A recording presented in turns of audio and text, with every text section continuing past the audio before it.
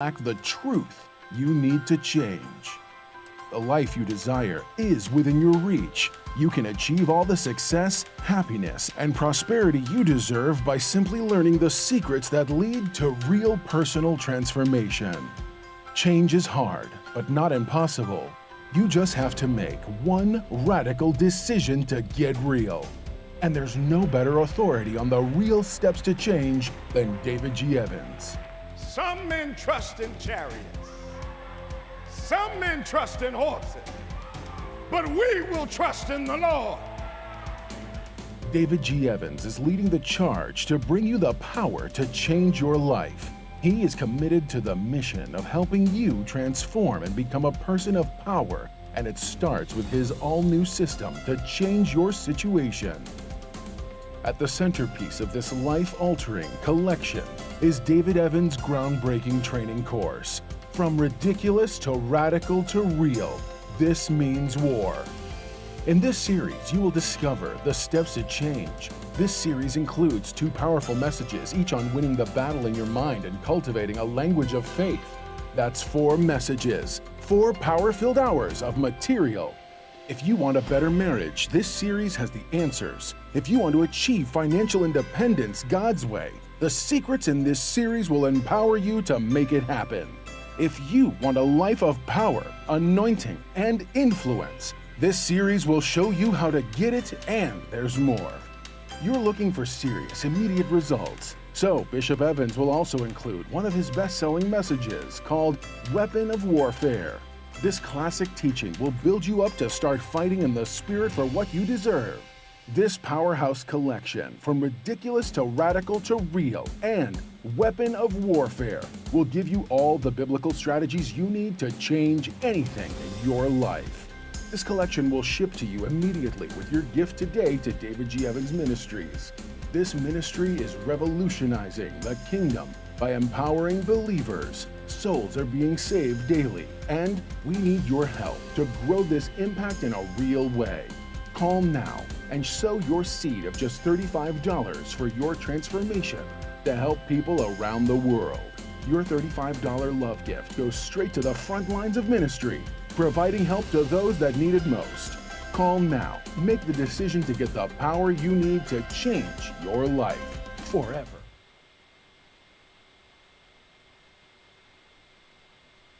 Position yourself to receive from God with Bishop David G. Evans teaching When Men Pray. Have there been times when you have asked someone to pray for you and the prayer has not been answered? Because instead of praying for yourself, you waited until someone else that you thought had more power would pray for you. Prayer is something that you resort to immediately and not as a last resort. You need to learn how to pray preemptively. You need how to pray ahead of time. Don't always be praying in response. Pray proactively. Pray before it happens. Lord, cover my child. Lord, bless my day. Develop your relationship with God with this dynamic teaching on CD or DVD when you write to us. Visit our website or call 1-800-591-8480.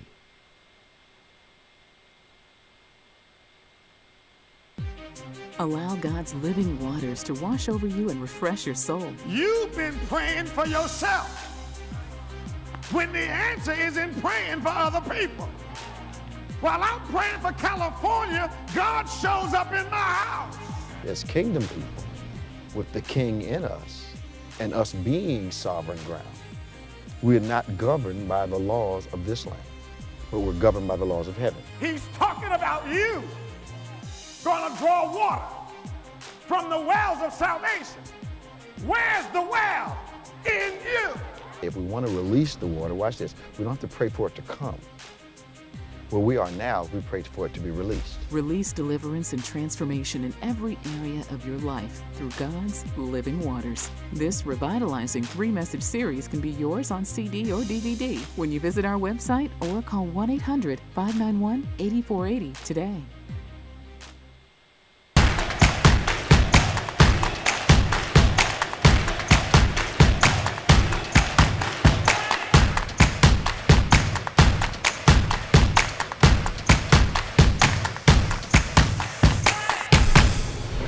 Well, praise the Lord, everybody. Welcome to On Point, the number one Saturday morning Christian-based call-in talk show in America, live every Saturday morning from 9 a.m. to 10 a.m. on any smart device at David G. Evans 1.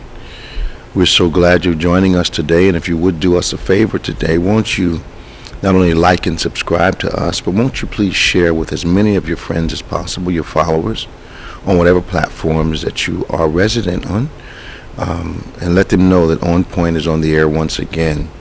We come to you every Saturday morning, 9 a.m. to 10 a.m. Eastern Standard Time, talking to you about things of culture and, of course, faith, religion, politics, sports, major national, international events that impact your life. But our discussion is always from the biblical or the kingdom point of view. So that kind of conversation, and it's not always we're agreeing, but we are very, very insightful, as we like to say. We're very, very pointed and focused on what we want to talk about, and, you know, coming from a biblical perspective, of course, bringing that biblical understanding to the things that are happening in your life, happening around the world. If you like that kind of conversation, or if it's the first time you think you would like to get engaged in the conversation, you can give us a call, 866-743-8267. That's 866-743-8267. That's 866-74-EVANS. Give us a call. Joining us once again, back from his brief respite last week, Reverend Nicholas Smith. Hey, man. Good morning. Good morning. What's going on? Nothing. Hanging in there. Man. That's good. Man, they phone didn't stop last week, man. I know. Yeah, man. It was pretty good stuff. Good thing. Yeah. A lot going on in the world. It seems like the campaign, it feels to me like the campaigning is heating up a little Yeah, they start early. quicker this year. Yeah, they've been starting, was it 2024? Yeah. Yeah. They always start about 2 years. When I'm looking at who's running, especially on the Republican side, to me they don't have a candidate. But to some of them they do. Yes. The problem that I'm having is the numbers. Mm-hmm. The people that they're backing don't have enough votes to win. So all the redistricting didn't work for them the last time. What are they going to do when it gets down to counting national votes for president? What they're hoping for is to work it out like how Trump won. Okay. Win the right states, Okay. but always lose the popular vote. Which is really just backwards. Yeah, so that's why they're going after like Ohio, Wisconsin, all those states that flip. So you intentionally want putting a party in office that the majority of people don't want. Yes. That is incredibly silly. Because of the Electoral College, yeah, that's why they're starting in those states. Because if those flip, then they have the election. So now you're starting to see some of the stuff that's going on in Florida is going on in like some of the other states like Tennessee and other places. Yeah. Now they told us they wanted small government out of your business. They don't really want it. They don't really want it. They're lying. Yeah, you know, I mean, we agree what we agree with, disagree what we disagree with. But you going out your way to restrict drag shows while ignoring the real problems. I'm just saying. I mean, it's what they call them, dog whistles. Yeah. Okay. Yeah, we call them red herrings. Back in the day, something to get you off the real scent. But what bothers me, not bothers like viscerally, but what disturbs me a little bit, is how the Republican Party is so aware of what they can get their constituents distracted by. Yep. So you get them involved in drag shows and just forget about the fact that they're trying to eliminate Social Security. Yep. Yeah. But here's my mindset: so are you literally telling the seniors in America, we don't care about you? Their biggest voting base. Yeah. You know, which is weird because that's your biggest base. But you taught us something. Yes, about to say, they vote against your best interest. Vote against your best interest. If you focus on one or two things that they are really upset about, even if they're illogical, you'll have their vote every time. I wonder if the hypnotic of the campaign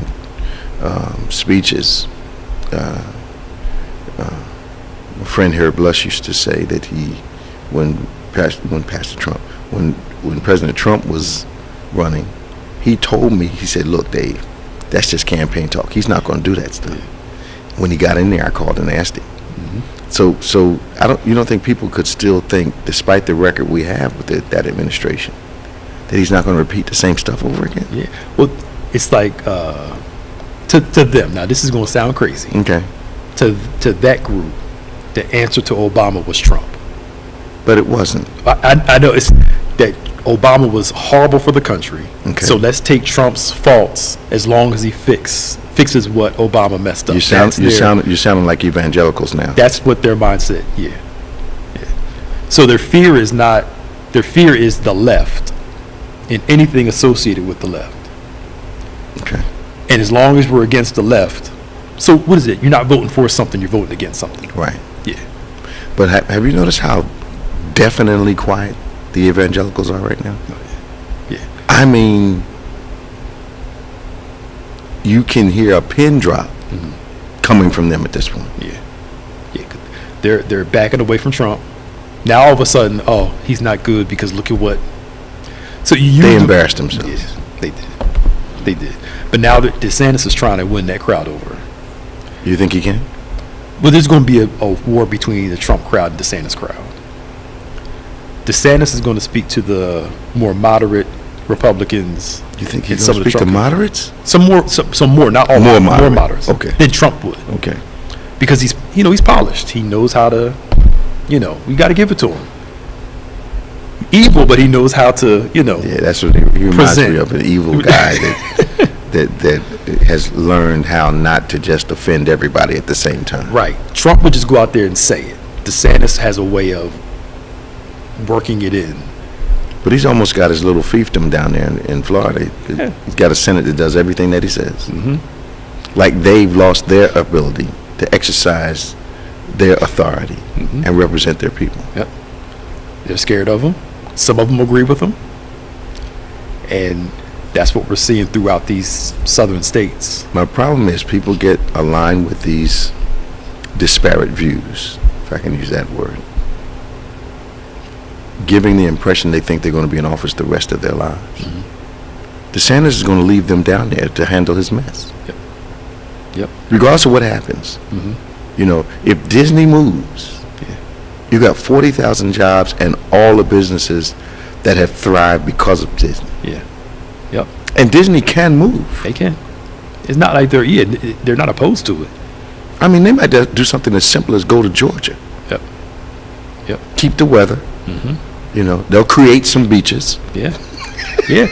I was in Texas one year, and one of the guys was telling us that a lot of seniors are moving from Florida to Texas. Why? Because it's cheaper. Okay. You still get most of the weather. Yeah. Because Florida taxes and everything is going up so much. They're going down to the southern part of Texas, and they're saving money, which makes sense. That's interesting.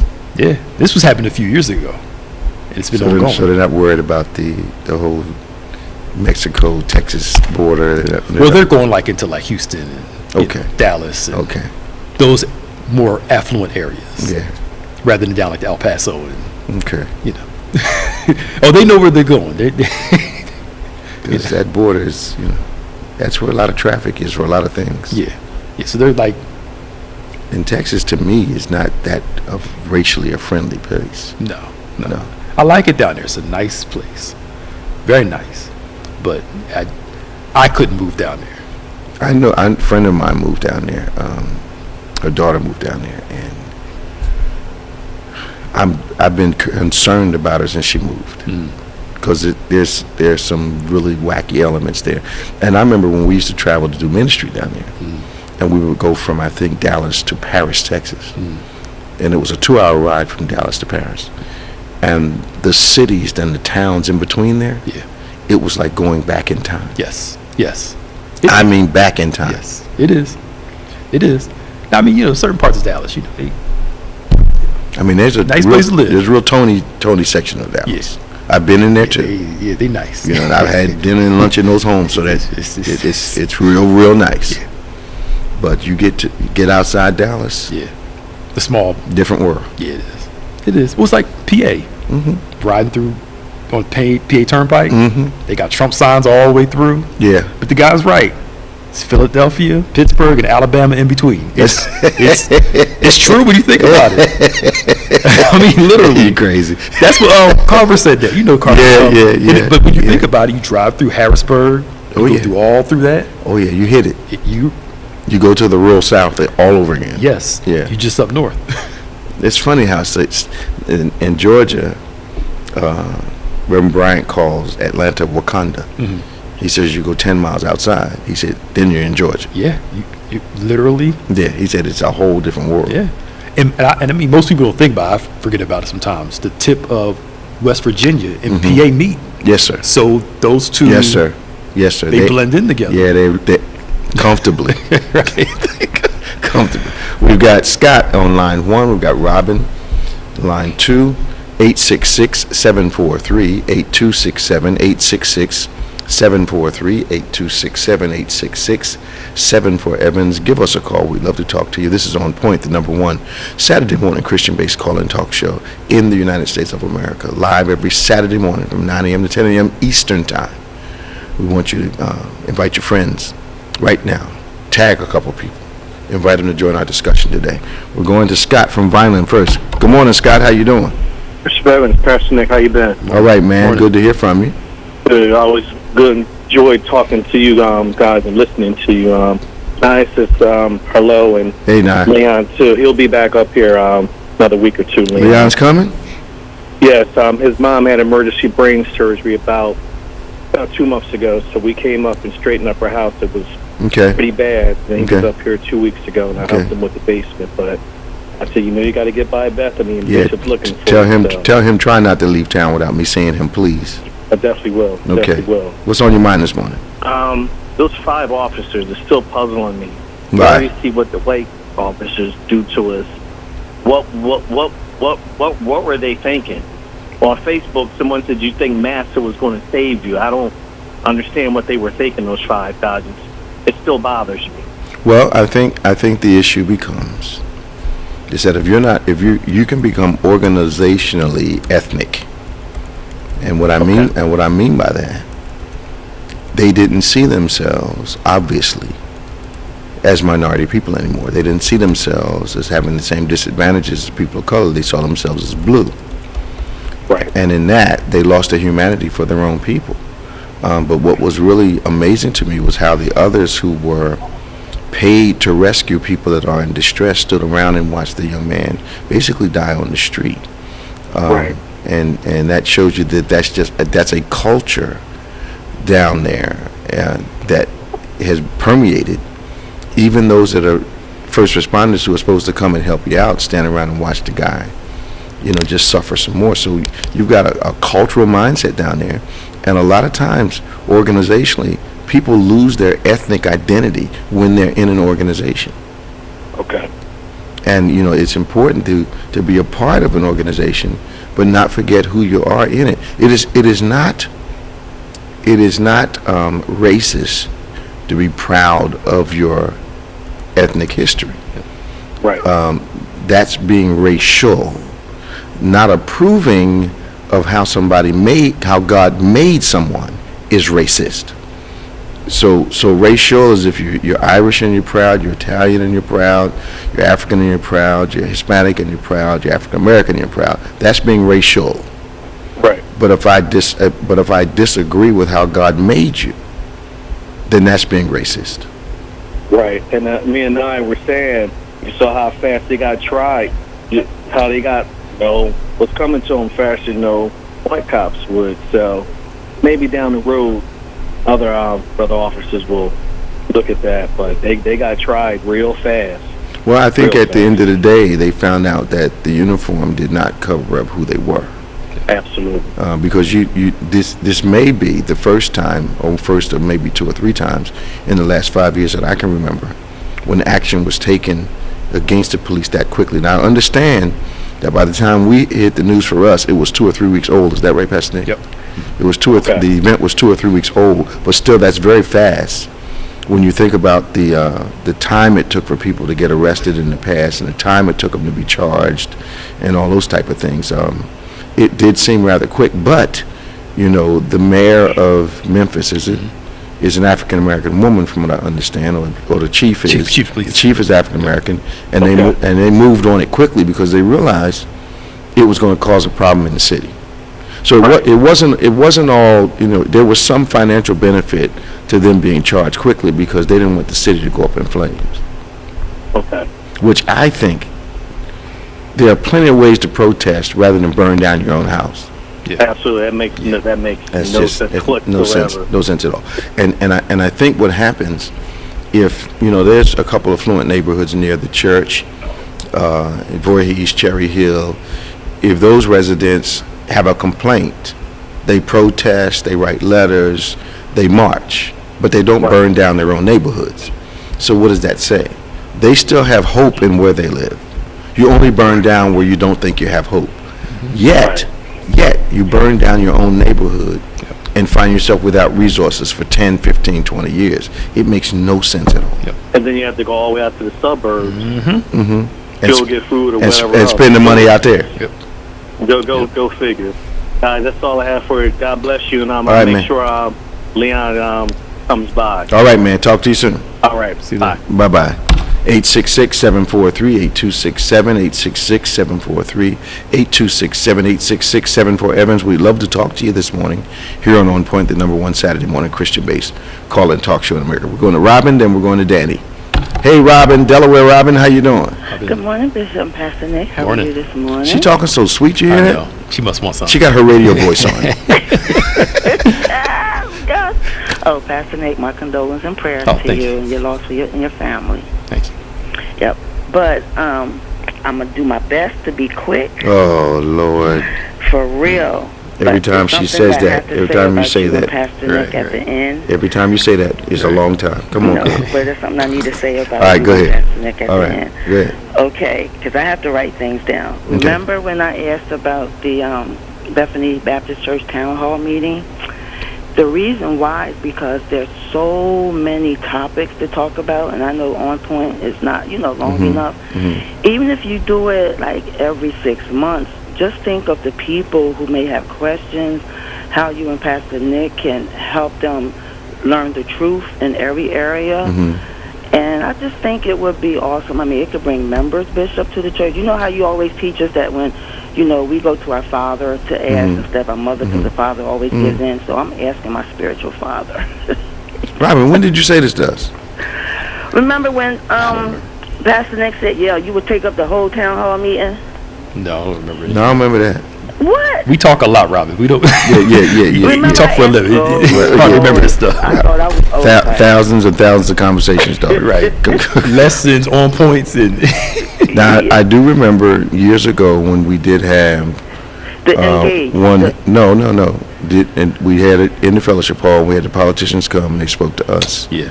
And we, they were able to ask questions, and some of them said the right thing, they got it back in office. Some of them said the wrong thing, and they didn't. So that I remember that, and people were able to come. But I wonder if something like that would be well attended in the environment that we're in now. Sure. Yeah, even if you did, remember how you used to engage live when we didn't have church and people was calling in and Maya was, giving all the questions, something like that, where y'all two are on the platform and people can write in questions or call in. I know y'all real busy, but I'm just thinking of ways to help people because you and Pastor Nick, people need to hear y'all because y'all are telling the truth about every area. Well, part of that is this show too. So like I'm online looking if people have questions on here. Right. So you got an hour of us. I was saying we can't do anything extra ever. Right. But we have an hour for us to kind of talk to everybody, answer questions. And, yeah. And I think part of that is the listeners can help us spread the word about OnPointe, what kind of platform it is. The only reason I think we don't have more folk is they don't know about it and what we do. Yeah. Because I'm not sure that there are a whole lot of broadcasts like ours that talk about the relevant things, but always from a biblical platform. Right. Yeah, that's true. Like a news thing. Yeah. Well, I'm gonna put something out there and spread the word, spread the word. But this is what I need to say to you and Pastor Nick. Okay. I was in the mirror a couple of days ago getting ready for work, and I just started thinking about my mother, missing her, and crying. Then I was tearing up, thanking God for you and Pastor Nick. I'm a great tear up now, because I never had a strong, humble, and wise man in my life at all. This is why I like calling in to OnPointe, because I had the opportunity, you know, to talk with y'all and get what I never gotten in my life from a male role model. I understand. I believe if I never came to Bethany, I wouldn't be here, because God has a purpose and a big blessing coming to me. So God knew what I needed, Bishop and Pastor Nick, and where to be taught the truth. It took me a long time to get it, you know, after being at Bethany, because I was hard-headed. I was listening, I was hearing, but wasn't listening. I hear you. You know, but thank God, you know, he chose me to come there. He was patient with me, and he gave me the best spiritual father, spiritual brother, Pastor Nick, and I love y'all with all my heart. And they always say, give people recognition while they're alive. I appreciate it. So I had to, that came in my spirit, and I just wanted, you know, I needed to tell y'all that. Thank you, Robin. Okay. Thank you. I love you. And how's your foot before you go? Oh, my foot is good. You back to work and everything? Tomorrow and communion, so it's healing. The doctor said about another month before the ligaments and the tender, you know, heal. But I don't have to do physical therapy, but maybe another week. Okay. So I'm good. But love you guys. Love you too, and Robin. You have a blessed, thank you for safe day. Thank you for your support too. Yeah. All right. All right. Bye-bye. See you. 866-743-8267. We're going to Danny in Lauderhill, Florida, and then we're going to Tom from Fort Lauderdale. Hey, Danny. Good morning. Good morning, Bishop, Pastor Nick, staff. How y'all doing today? Doing good, man. How my sister doing? She's doing great. She's doing great. She doing great? She blessed? Yes. Highly favored? Yes. Does she know it? Yes. Let her know it. What's on your mind this morning, man? Well, Bishop, as usual, you're right on point, you know, on the subject that you started off with. First of all, Disney is someone that you don't want to bother with. Yeah. And I believe I told you the situation where Disney originally, when they came to Florida, they wanted to come to South Florida. Okay. And what South Florida did, they jacked the prices up on it. Okay? Okay. And people didn't believe them. They said, well, we'll go to Orlando. And at that time, Orlando was nothing but orange groves. That was it. Yeah. And an air base. That was it. Look at it now. Okay? They reclaimed the swamp, didn't they? If you want to. But if they decide, like you said, to pick up and move, they can do it. Do you think Southern Florida would take them now? Oh, gladly. But the thing is that everything is located so perfect in South Florida. Yeah. That's what they were trying to get to before. Okay. But what happened? If you look at the situation now, they still have cruises that go out of different areas, seaports in Florida, whether it's east or west coast. Right. They have everything that they want. And the thing is that if you look at the Disney situation, they said, well, what we'll do, we'll take care of the area. The state is saying this. We'll take care of the area. You can't even take care of the state. Well, let me ask you a question. What did Disney do that offended your governor so much? Where they back when they said about saying different things, teaching things in school. The Don't Fake It bill. Gender, things like that. Yeah. So if you say anything against DeSantis, he will come and he will remove you. But he doesn't care about the economic impact that bothering Disney would have on the state. He's really not concerned about that. He is going up against them. He makes it seem as though I'm not afraid to go against big names, big power. I control everything. So the people that would be negatively affected by him assaulting Disney at this point, those people that are going to lose are supporters of his? Yeah, they will lose big time. Big time. But my thing is, I understand the 40,000 people that they employ, which is amazing in itself. Now, probably more than that. But the number of businesses impacted by Disney, and I'm talking about 2 or 3 rungs down the ladder in all directions. I mean, Disney has impacted I mean, residency, jobs, businesses, all types of services. I mean, it's a juggernaut, but it's a beneficial juggernaut as far as I can see. You're absolutely correct. And if you look at the situation that is set up, and Pastor Nick, you might want to research this, all of the property that Disney has is a large area, okay? And some of that hotels, resorts, is on Disney property. Right.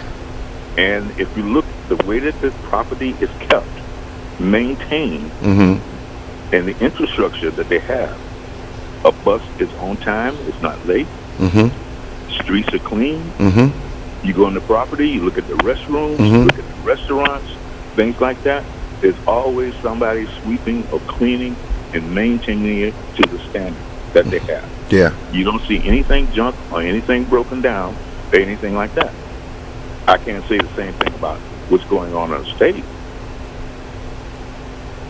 I know when I was a part of a nonprofit that owned the DoubleTree that sat next to SeaWorld. It was the first minority-owned hotel in immediate proximity, major hotel in immediate proximity to Disney World, SeaWorld, that type of thing. The back of the hotel's property was the back of SeaWorld. So the services at the hotel had to be at a Disney level. So there were always plenty of people. The place was always packed. Just, associate of mine, his name's Richmond. When the group took over the hotel, it was a major historic event in Orlando. I think we did $35 million in renovations to the hotel and then opened it up. And it went very, very well. But the possibilities are there. And my point is that the possibilities for business, the impact Disney had, sitting right next to SeaWorld, the Disney buses came by the property. I mean, there was an interconnectivity with everything going on with Disney that helped make the deal very successful. Correct, very, very much correct. And just one more point is that I've learned that I have to become a historian because of the fact that books and any literature or any media is taken away from us to let people know who they are and where they came from. Yeah. And how this whole situation with Florida began. And I'm not understanding why people are so quiet down there about this. Yes, exactly. Because they do not know. It's not taught. Everything is being taken out of. I mean, you look at schools; they're cleaning the shelves. Unbelievable. And they have to go through a process of approval to see whether the books can be put back on the shelf. Yeah. And the whole point is to relieve the conscience of America. Yeah, and to guide our kids into a more, in their view, way of American values and etc. And I asked, some of the younger generation and some of the kids, do you know for a fact that such and such and such a person, they did this? No. We thought that this group of people did it. No. That's not the way the story goes. So not only will it relieve the conscience of oppressors, but it will eliminate the ability to research your own history. Right. So you can't pass down a legacy. So basically, not only is it seem like an effort to wipe it out of the books and off the shelves, but to wipe it out of people's conversations. And I think we are already guilty of some of that, because I'm not sure that the history of the Native Americans that I know, they are very insistent about talking about where they came from and what they do. The Hispanics that I know, very insistent. Only folk where there's a segment of people that are literally trying to distance themselves from that appears to be us African Americans. Yep. Yeah. I mean, there's this wave of people who don't want. I get it somewhat. They don't want a bunch of slave movies. I get you want some balance of having some funny stuff, some regular stuff, but in the face of your country trying to portions of the country, trying to erase your history. You need people that are going to tell the real life story in a movie, a TV. Because folk ain't, they're going to watch a movie before they read, unfortunately. Unfortunately. Yeah. And then it's up to the parents not to rely on the schools to tell them the truth. The parents. I'll give you an example of that. The officer that did all these heroic things in Vietnam, he just received a medal, I believe yesterday, from the president. Okay. They said that they lost his paperwork twice. No, they didn't lose it. They didn't lose it. He must have done something that was going to expose some truth they didn't want exposed. That's all. He inadvertently pulled the cover off something, doing what he was supposed to do. No heroes. Yeah. No heroes. Yeah. Wow. Well, thank you, Bishop Pastor Nick. Good talking to you, man. All right. Kiss my sister for me now. Will do. All right. Bye-bye. That was Danny. We're going to Tom next, who always has something very pointed and erudite to say. Right. 866-743-8267. 866-743-8267. Give us a call. We'd love to talk to you this morning. Tom. Good morning, Bishop. Hi. Hey, Tom. How you doing, man? Pretty good. I'm looking at Pastor Nick here. You lose some weight, Pastor Nick? Back on my thing again, man. You looking good. Thank you. Somebody said something that's so true. What? If you have to work out to lose weight, you're eating the wrong thing. That makes sense. If you have to work out to lose weight, you're eating the wrong stuff. Wow. Because 80 to 90% of weight loss is not in working out; it's in what you eat. That's true.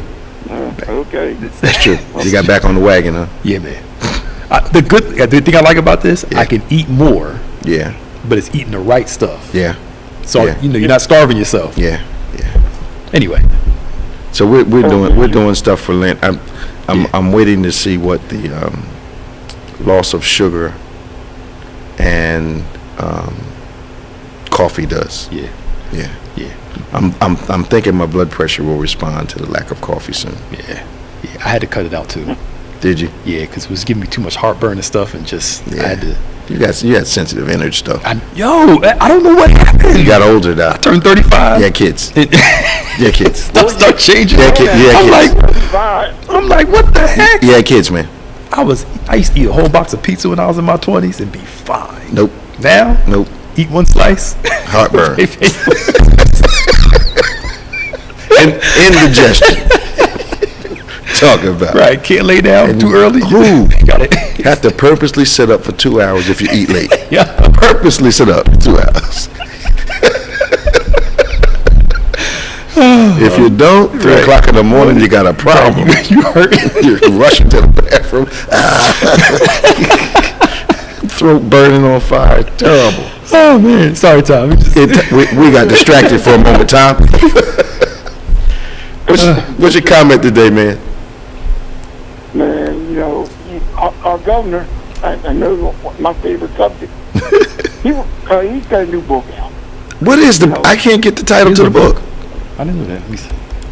I don't know. I can tell you about the one he wrote. The Courage to Be Free is the blueprint for Florida. Yeah. That's okay. Okay. Now, getting past that, he wrote a book back in and this will tell more about the real him. In 2011, he wrote a book answering Barack Obama's book because he thought he was somewhat similar by going to an Ivy League school, also graduating from Harvard. And the name of that book was Dream from Our Founding Fathers compared to Dream from My Father, which Obama had written. Okay. And one of the key passages will give you an insight to, I think, our governor's mind. Mm-hmm. He claims that our forefathers, Washington, Jefferson, they didn't write slavery into the Constitution. They really were against it. Of course, we know that's not true. True. And that we need not worry about slavery anymore because the country wasn't based on it. It was almost like it was an accidental thing that happened. Not that economics said you're having slavery, but if he goes back to a forefathers of this country, then you don't have to worry about slavery. Basically, it didn't happen. He didn't say that directly, but very loosely to read between the lines. Wow. Sullivan, when you talk about dog whistles, he uses the woke as a dog whistle that he lumps everything in. The man's scary. Yeah. Because woke actually meant aware at some point, right? Yep. Mm-hmm. And now woke has That's they've hijacked the term. Now what does woke mean? Woke. Somebody said it good. I believe it. The term woke for them is the new N-word. Oh, They can't say the N-word now, so they say woke. really? It's a Because dog woke is whistle. usually anything black. Really? Mm-hmm. It's the Yep. woke left did that. Yep. And he even says, I will not let the woke left rule Florida. Is that another way for liberals also? Yeah, share with liberals because they're supporting Okay. black lives, and Okay. then they bring the LGBT thing in there, and Okay. it's. I think I just saw he can't run for election again. Okay. This is his last term because you can't run 3 times consecutive. Okay. I think he's just going out and just doing his thing, and he ain't got to worry about re-election in 4 years. In Florida, he has to worry about it. No. Okay. Oh, he's running for the big job. Yeah. And you Yeah. guys were asking about Disney. Mm-hmm. I think he totally believes in his own mind that Disney would not dare move. That's his, I think, his reasoning and his guts is to actually challenge him like that. I wouldn't be And they surprised can't Tom, if Disney wasn't looking for property now. I would agree. Earlier they can't come to South Florida. The reason is they need too much acreage, and they just wouldn't be able to swing. I don't think in South Florida. There's nothing down there. Texas, well, not the kind of. I mean, they have something like 33 square miles. They got crazy real estate out of Orlando. Okay. So maybe Texas, maybe Georgia, but And part of that is the edge of the Everglades, right? yeah. Yeah, they got some of that ground and turned it into stuff. Yeah, When I took some kids down there for like 4 or 5 days, and really took the time to look around how it was laid out and just how they have things interwoven, how it works. Mm-hmm. It's an amazing place from a business point of view. Mm-hmm. It's an amazing place. Yeah. Yeah. And if DeSantis doesn't go too far, they have the money to wait it out until he's gone. Yeah. Yep. Or the money to push back. Mm-hmm. DeSantis may be that way, but I don't think he's that insane. I agree. This is all I think for publicity and to show people that he's the boss. Yeah. I mean, Is it possible? I'm talking about going too far. He Yeah. probably has a line. Yeah. Is it possible? I could be wrong. Is it possible that he thought he could pressure them to getting on his side? Okay. Could be. Is maybe. it possible? Hope Is it possible that he well, let me put some pressure on him. Maybe they'll come over to my way of thinking, and then he'll be a supporter of DeSantis rather than an opponent. It could be, but I don't know if Disney wants to do that since They're not gonna do it. All the movies. They ain't gonna do it. If they, They ain't gonna do it. yeah. He's insane. Because Disney can't run just off of Republicans. I'm sorry, they just No. They No. no. It's not a Republican occupied place. Right, no. Now we have people coming from all over the world to be there. It was another thing I was amazed at. Yeah, it's true. When I was the international, it's almost like going to Washington D.C. Okay. where you just see international on the street all the time. When I was there, it was packed, and there were people from everywhere there. Yeah, that's true. Yeah, when you think about it, yeah. It's an amazing outfit, man, and they've got them around the world. Yeah, it's California, Japan. Yeah, I've been to the one in Tokyo, and well, it's really in Narita. Narita. Okay. Yeah, you kind of have a out of body experience when you're coming from Narita Airport and you're on the tour bus and you're looking straight, and your peripheral picks up what you think can't possibly be the Magic Kingdom, and then you turn your head and everybody's like, "Oh my goodness, there's Disney World." Cool. And Bishop, every year they're in the top 3 destinations to go to. I'm sure. Is Disney World, Florida. So I'm they sure. are a serious conglomerate. Oh yeah, man. And they have one in California, of course. Got one in Japan. They have one in Florida. Paris. They have one in Paris too. Shanghai. Yeah, it's Euro. Yeah. Okay. I didn't know that. Wow. Wow. What else happening, Tom? You staying out of trouble? I'm trying to, Bishop. Yeah, I'm 100% staying out of trouble. I'm not even going to the beach. Maybe tomorrow. It's a little too hot out there today. A little too hot today? I feel It's going to get up to about high 80s. So, you know, I feel for I you. want to burn the skin. Oh, I feel for you, man. I'm just Right. yes. Good talking to you, Tom. Hey, take care. All right, bye-bye. This is On Point, the #1 Saturday morning Christian-based call-in talk show in America, live every Saturday morning from 9 a.m. to 10 a.m. on any smart device at David J. Evans. You found something? No, just somebody's asked me something. Go ahead. What's happening on Facebook this morning? They're just talking, ranting about all the craziness. Now, sports. Let's move over there for a minute. Mm-hmm. LeBron James breaks Kareem's scoring title. How do you feel about that? How do you feel? Do you feel like the Kareem didn't have the same opportunities? LeBron had different opportunities. Kareem wasn't shooting threes. I mean, just what's your take on LeBron and Kareem? It's the same with football.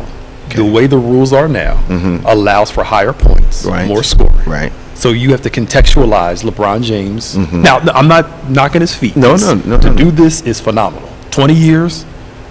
But when you look at Kareem's, how long has he been playing? I think he's on his 20th year. LeBron's on his 20th year? Yeah. Since he came to the league? Yeah. He came out when he was 18. Wow. Yeah. But Magic brought up something, which is true. I forgot that freshmen couldn't play back in Kareem's day in college. So when Kareem got in college, he couldn't play his freshman year. That's right. His sophomore year, junior, those That's things. Right. They won the title, I think, all 3 of those years. I mean, you look at Kareem's record. He is Mr. Basketball. High school, college, NBA. Everywhere he went. Wins everywhere, MVPs all over the place. And scored 38,000 points, only making 1 3-pointer? 1?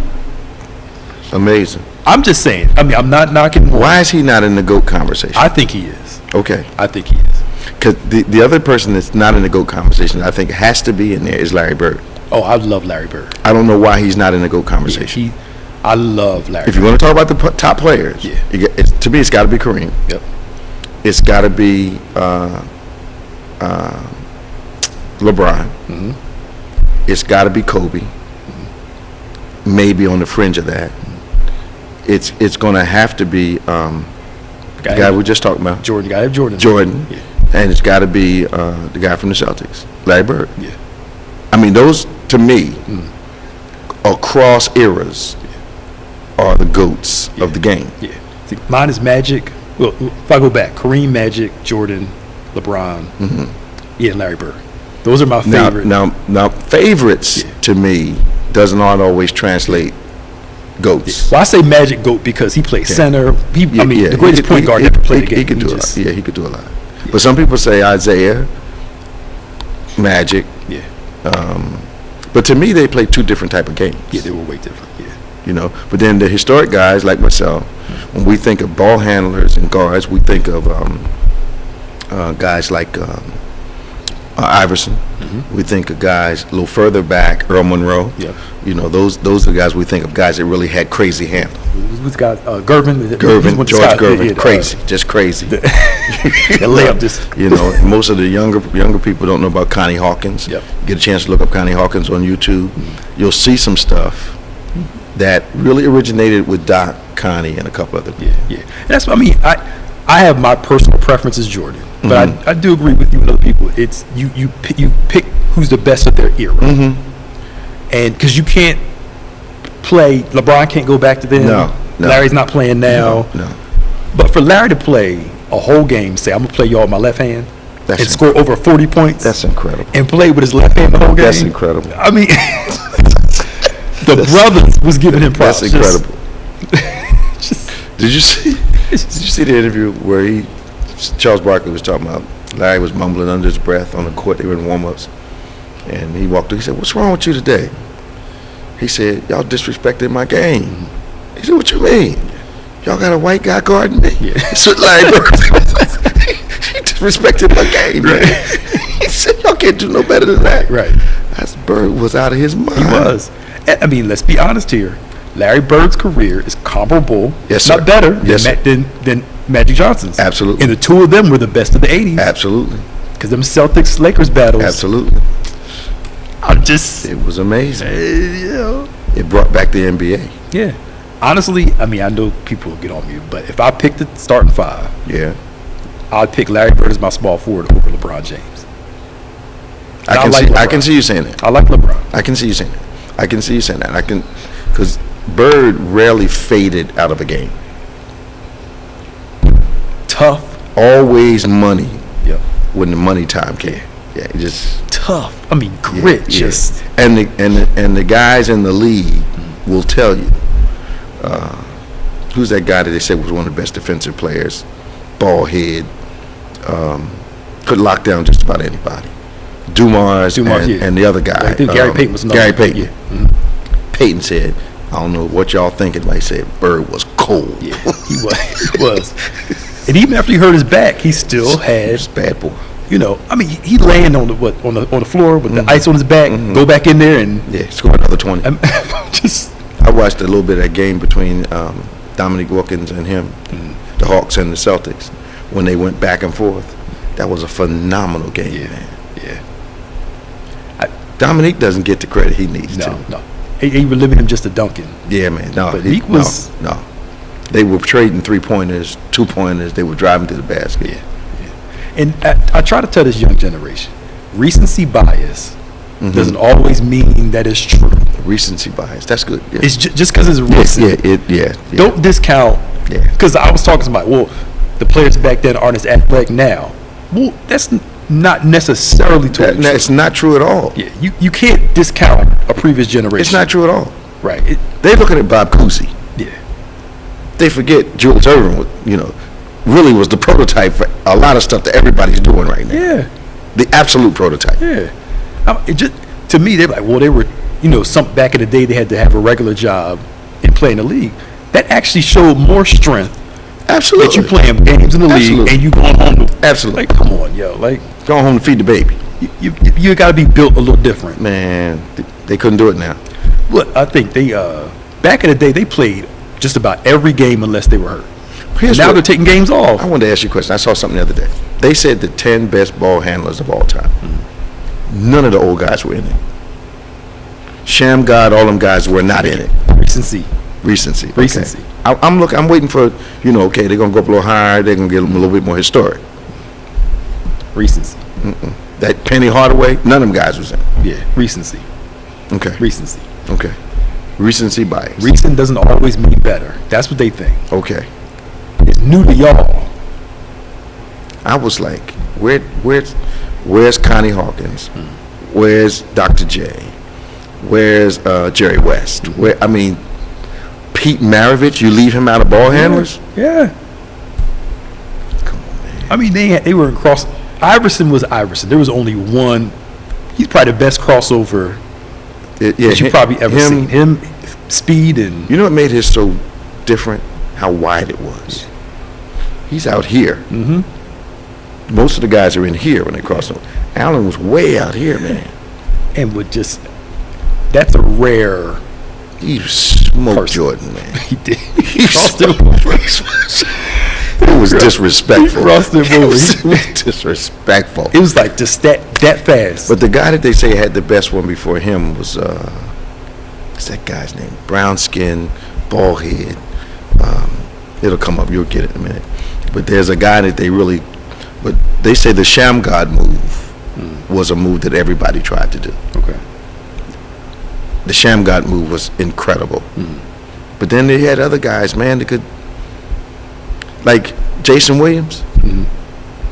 He wasn't in the top ball handlers on this thing, man. Yeah. A lot of those they're skewed to Jason Williams was passing off his elbow, man. Behind his back off his elbow. Yeah. A lot of them are skewed to get people to talk. Okay. You can't. I mean, to me, there's a difference between this is my personal preference versus this is just the reality of it. Yeah. And just say that. So do you believe, let's switch sportsmen, do you believe that Brady is the best quarterback ever? Or do you believe that Brady benefited from the system like they all do? Did he have advantages that other people didn't have? Other than the fact that he had, who I think is one of the most brilliant coaches in the history of the game, Belichick. He had the greatest coach of all time. Okay. In Belichick. Okay. Strong teams. Okay. Didn't get hit much. Didn't get much. Yeah, for a while, didn't get hit much. Yeah. And I think what showed was the time Brady got hurt, He tore his ACL, I think, and the team went 11-5 without him. Okay. That was back in the early 2000s. Okay. And that showed you. It wasn't just him. Yeah. Now, I'm granted, you can call him that because he went to Tampa Bay, won, and was at the height of his game for a long time. But I think he stayed too long. Yeah. That one last year. He should have stayed retired after last year. But to me, my favorite quarterback is Joe Montana. You like Montana? Yeah, he's ice in his veins. I like a guy that never won. Okay. Dan Marino. Oh, if you just take away rings and just you know who else I like? Gets no accolades. Doug Williams. Yeah, he was good for a few. Yeah, he played on bad teams for a while. But when he won that Super Bowl for Washington, the jury was out, Doc. Yeah, they couldn't say anything about him anymore. Brought him back from nothing. Yeah, down by 10, they came 42-10. What got me is they were desperate. That's the only reason he got in. But when he went in, they said he told the team, "You guys want to win this game." That's right, because he got hurt, and then he said, "We got to go back in. Let's roll." Yeah, but like guys like him, Warren Moon. Moon was great. And people forget Warren Moon had to go to Canada because they wouldn't let him play quarterback. If you compiled his Canadian records with his NFL records, he shatters everything. But then you got the older guys. You got Namath. You got Johnny Unitas. That's the real GOAT, man. Johnny Unitas was bad. Everybody patterns their game after generation. Yeah. After Johnny Unitas. He was the GOAT, man. He was the prototype. He was the guy who used to practice throwing through, swinging tires on a tree. Yeah. That's what his dad made him do. Right? Hit that hole. Hit that hole. Yep. See, that's to me, you're great when other people pattern their game after you. Oh, yeah. So, Peyton Manning's like a lot of Unitas, Brady, Montana, LeBron. That's why I asked somebody, I like LeBron. I'm a huge LeBron fan. Nothing against him. Who's out here trying to play like LeBron? LeBron is more like a Magic. You think like Magic? Yeah, even Magic said it. Magic said it, and a lot of you watch their game. LeBron's more of a style of a Magic Johnson. Okay. A facilitator. Okay. I think LeBron is much more athletic than Magic. Yeah. And I think Magic compensated for his lack of athleticism, the fact that he was not fast. But man, was he crafty. Yeah. Because he talked about how Pat Riley got them, and this for y'all success, all the work behind the scenes. He said Pat Riley had them run miles before every practice so they can run that showtime. Yeah. He said, "I need y'all running the whole game." Yeah. And he was like, "Coach, why are we doing it?" But when they got to the game, they didn't get tired. They didn't get tired throughout they were running people on the ground. That's what they were doing. That's the thing, and that's why they had such great success. Was Pat Riley wanted them? Well, it makes sense. You're in a fitness game. You ought to be fit. Yeah. I'm not a huge LeBron fan. I like his success. I admire his success. But I think that recency bias thing, I think my generation has that too. Yeah. Some of my guys think that nobody playing now is as good as they were in our era. Yeah. I think we have a difficulty understanding that the stars of the era that I came up in are the foundation for the stars that came later. All the ball handling didn't start with the new guys, but they can make a list now, and because of recency, they make a list that only they're familiar with. Yeah. They don't know that Oscar Robertson was one of the greatest ball players ever. Yeah. Was Elgin Hayes? Elgin Baylor. Elgin Baylor. Yeah. One of the greatest ball players ever, man. Yeah. You got Bill Russell, who's coaching the team and playing at the same time. The conversation, the GOAT conversation, should not exclude Russell. Who has more championships? Right. I'm just, as a coach and a player. If you want to measure championships, I hear like Bishop Anthony, who loves to talk about championships. I never hear him talk about Russell's. No. They try to negate his. They say, well, there was only 8 or 10 teams, but he could only play with the competition at the time. It's not his fault. Yeah. I mean, there's not 9 LeBrons running around. Just like there's not 9 Ja Morants running around. Yeah. But to me, Ja is not as distinct and history making as Curry and LeBron are. No. And I've been watching him since college. He's phenomenal. But I think Curry and LeBron are history makers, like Kareem and Magic and Bird are history makers, like Dr. J. When you think of the history of the league, there's certain names that just pop up. Yeah, John Moran at this point is not going to be. Who I like, Damian Lillard. Yeah, I like him. Yeah, he's quiet. Portland, not a big city, so people don't. But those in the league know that boy can ball. And that other guy from Milwaukee. To talk Giannis with the mile long name. Yeah, Giannis. Yeah. Boy's bad. Yeah, and he showed it when they won that championship. Oh, we're out of time, man. All right. The sports part of On Point. Now, tomorrow morning, 8 a.m., we want you to join us for our virtual service, 11 o'clock. Join us, and don't you dare miss live communion at 6 o'clock in the evening. You want to be a part of everything we're doing tomorrow. Spend the whole day with us. 8 a.m. virtually. Get here 11 o'clock for our live service, and get here at 6 for our communion, deliverance, revival. You don't want to miss it. You just want to be here. Bible study on Wednesday night. We're having a great time. We're in a series called Leverage. It's all about the purpose that God has for you. You got a prayer request? We love agreeing with people in prayer. Send it to social@gotobethany.com. That's social@gotobethany.com. Our podcast platforms, David G. Evans 1, BBC of NJ. We're on YouTube. You can subscribe to DGEMS, DGEMS, and OnPointe, which are our podcast platforms. So you join us at David G. Evans 1 and BBC of NJ on YouTube. You can get all our resources there, everything we've ever done. For Pastor Nicholas Smith, I'm Bishop Dave G. Evans. I want you to have a great day. And remember, faith acts like a thing is so, even when it's not so. That it might be so. God bless you. See you next time on OnPointe.